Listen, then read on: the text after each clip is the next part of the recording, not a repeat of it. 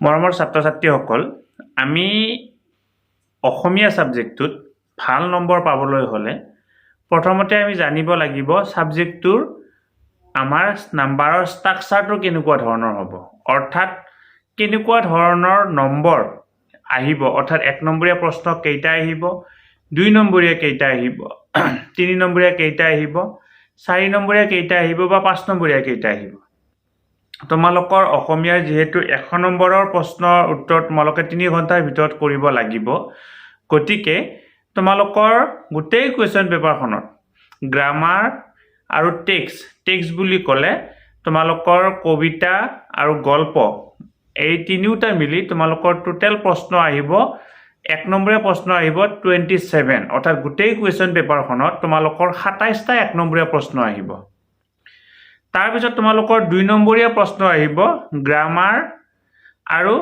তোমালোকৰ টেক্সট বুলি কোৱাৰ লগে লগে গল্প আৰু কবিতা মিলি আহিব তোমালোকৰ 15টা 1 নম্বৰীয়া 27টা 2 নম্বৰীয়া 15টা কিমান হল 27 প্লাস 30 তাৰ পিছত তোমালোকৰ 3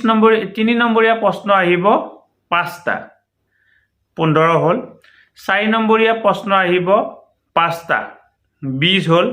তাৰ পিছত তোমালোকৰ যিখন ৰচনাখনত আহিব 8 নম্বৰ সৰ্বমুঠ হল তোমালোকৰ 100 নম্বৰ এনেকুৱা ধৰণে মই আকৌ ৰিপিট কৰিছো 1 নম্বৰীয়া প্ৰশ্ন 27টা 2 নম্বৰীয়া প্ৰশ্ন 15টা 15টা 3 নম্বৰীয়া প্ৰশ্ন 5টা 4 নম্বৰীয়া প্ৰশ্ন 5টা 5 নম্বৰীয়া প্ৰশ্ন তোমালোকৰ নাহে আৰু 8 নম্বৰীয়া প্ৰশ্ন এটা তোমালোকৰ ৰচনাখনত 8 নম্বৰ আহিব সৰ্বমুঠ তোমালোকৰ আহিব 100 নম্বৰ আৰু এই 100 নম্বৰটো কোনটো চেপ্টাৰৰ পৰা কিমান নম্বৰ আহিব আমি তোমালোকক নেক্সট ভিডিওটোত ক'বৰ কাৰণে চেষ্টা কৰিম গতিকে এই যে 100 নম্বৰটোত এতিয়া তোমালোকক আমি কি ক'লো ইয়াত তোমালোকৰ গ্ৰামাৰ আৰু টেক্সট এই দুটা মিলাই তোমালোকক ক'বৰ কাৰণে চেষ্টা কৰিছো গতিকে তোমালোকে এনেকুৱা ধৰণে প্ৰস্তুতি চলোৱা যাতে তোমালোকে 3 ঘণ্টাৰ ভিতৰত আটাইখিনি কৰিবৰ কাৰণে এই মানে সক্ষম হোৱা এতিয়া অসমীয়া বুলি ক'লে অসমীয়াত সচৰাচৰ লেটাৰ মাৰ্ক ল'বৰ কাৰণে অকমান টান আৰু একেবাৰে টানো নহয় তোমালোকে লেটাৰ মাৰ্ক পাবৰ কাৰণে ইয়াতে যেটো ইন্টাৰনেল এসেসমেন্ট নাই ইয়াৰ ভিতৰতে তোমালোকে কি পাব লাগিব লেটাৰ মাৰ্ক পাব লাগিলে 80 পাব লাগিব 80 পাব লাগিলে তোমালোকৰ যি 1 মাৰ্কছৰ 27 আছে 27 যদি পালা 2 মাৰ্কছৰ যি 15 টা প্ৰশ্ন আহিব 30 পালা তেতিয়া হলে 27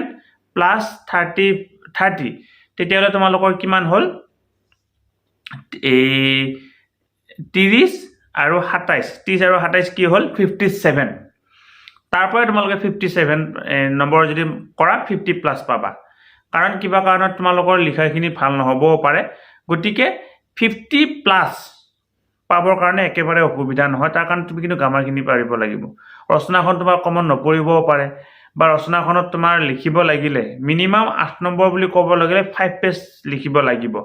5 পেজ লিখিব তুমি নোৱাৰিবও পাৰা গতিকে তুমি এনেকুৱা ধৰণে প্লেনিংটো কৰিব লাগিব যাতে ভাল ষ্টুডেন্টৰ কথাটো বেলেগ তেওঁলোকে তো 80 প্লাস 90 তো সচৰাচৰ বৰ বেলেগ কথা 80 প্লাস তেনেকুৱা ধৰণে হ'ব কিন্তু তুমি যাতে কোনো অসুবিধা নোহোৱাকৈ 80 এটা স্কোৰ কৰিব পাৰা তেনেকুৱা ধৰণে প্ৰস্তুতি চলাব লাগে পৰৱৰ্তী পৰ্যায়ৰ নেক্সট যদি ভিডিও সেই ভিডিওটোত চেপ্টাৰ ওয়াইজ কিমান নম্বৰ আহিব হেতু ক'বৰ কাৰণে চেষ্টা কৰিম আৰু কোনটো চেপ্টাৰৰ পৰা কিমান নম্বৰ আহিব আৰু গ্ৰামাৰত এই কিমান নম্বৰ আহিব সেইখিনি তোমালোকক ক'বৰ কাৰণে চেষ্টা কৰিম